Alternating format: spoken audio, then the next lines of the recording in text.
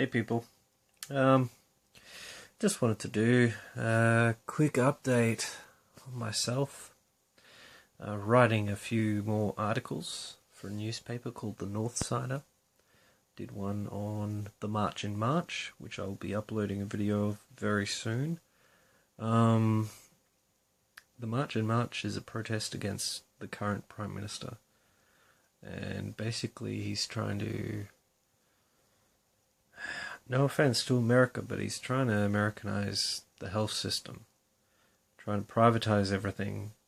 Trying to deregulate everything so that big business can basically fuck over the country. And it's like nobody saw this coming. When everything he did pre-election indicated that he was going to do this anyway. That he didn't care about getting re-elected. He just wanted to get rid of as many policies that helped the underprivileged as quickly as he could. Rip the guts out of nearly every policy that was brought in by the former government, and just fuck up the country basically. And it's not ending. It's like getting worse. It's getting worse and worse and worse. And he openly takes advice from big business, which is screwing up the country. It's like if nobody looked at the events of 2008 and went, just bailing out huge businesses that aren't serving the interests of the country, that's a bad thing, right? Like, he gave millions of dollars of taxpayer money to Rupert Murdoch. He's given millions of dollars of tax breaks to the mining industry. They're making heaps of money. They don't need extra money. We need extra money. I need extra money. You know?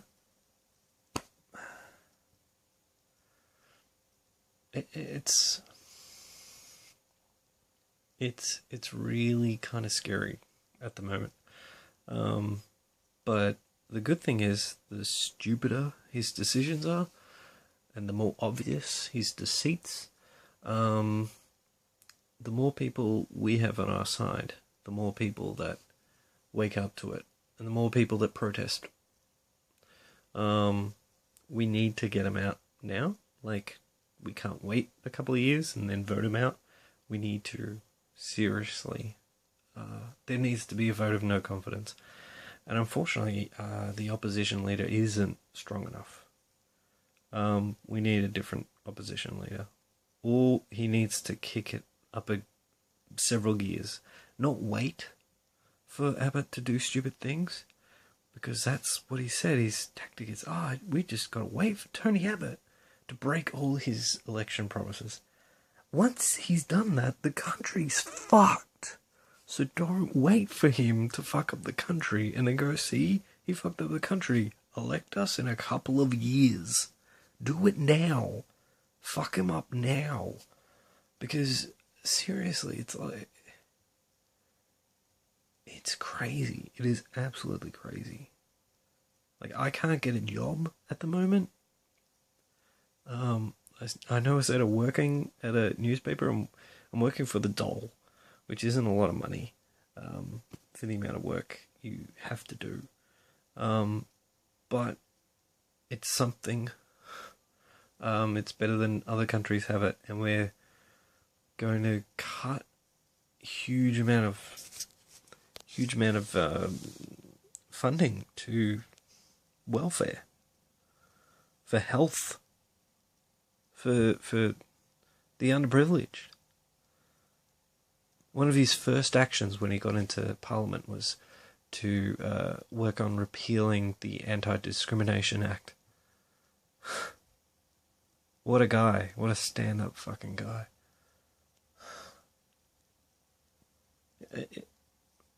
Not one decision he's made has been good. Has been for the betterment of this country. And it's really fucking sad. Like, we had it really good. We survived a lot of the global financial crisis that was caused by the same actions in America that we're doing now.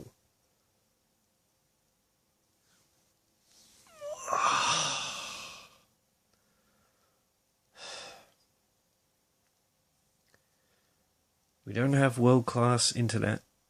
We don't have world-class speeds on our internet. And we were going to get it under Labour, which is the opposite party for people overseas.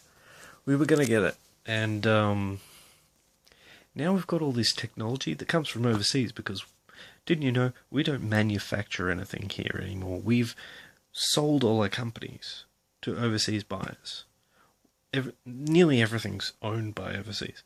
So we don't actually own anything. You know, we're cutting funding for scientists so that scientists, basically it's not profitable for scientists to stay here.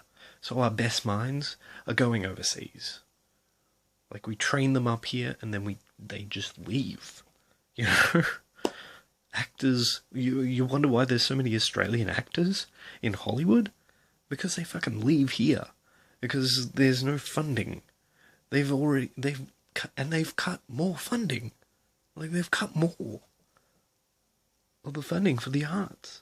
And it's like, what's going to be left when they leave? Like, nothing's going to be left. But we get all our technology from overseas, right? It's tailored to the technology that's available worldwide. And we, like, I get maybe, when I'm lucky, I get a megabyte per second. That's if I'm very fucking lucky.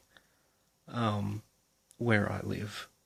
And I was really looking forward to getting the NBN, which is National Broadband Network. And they've just culled the shit out of it. And it's not because they had a better plan, right? They just said, oh, we've got a cheaper idea because we don't want to spend money.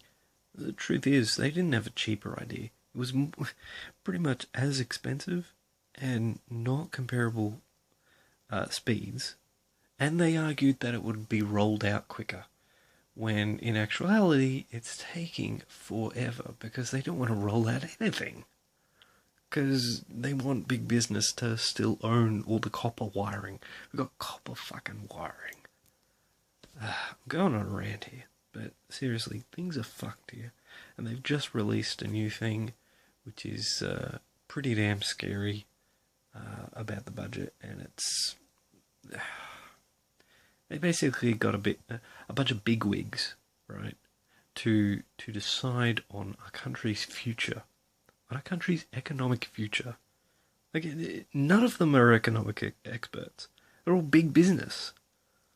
They're all thinking, well, how much money can I make? And how much of my taxpayer dollars went to funding this commission?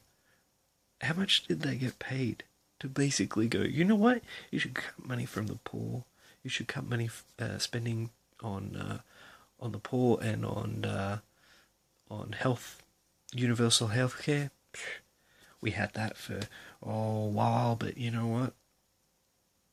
Nah, not anymore. People with higher incomes, they have to get a privately owned healthcare system. Wow, what does that sound like? America, right? That sounds like what America has.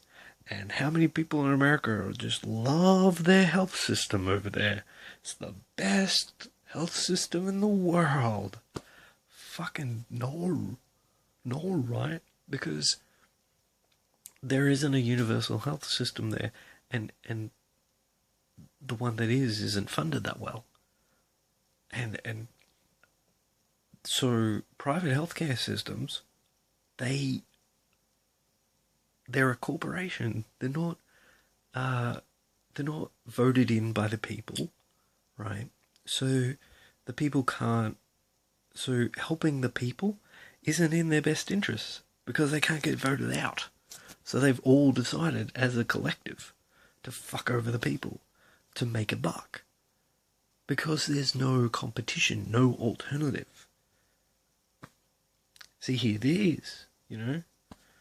And it's fucking scary that people are this stupid. And you know what? The election was a day before the grand final or something, or the cricket, or some kind of sporting event. You know what? I think a majority of fucking idiots in this country were worried more about who was kicking a footy the next day than who was getting elected. That's what I think. I think there's so many fucking drongos in this country, and they're starting to wake up because the cracks are turning into giant fucking chasms as we speak. Anyway, you'll hear more on this, I'll assure you. Catch you later on Topcats Lair, while I can still afford one.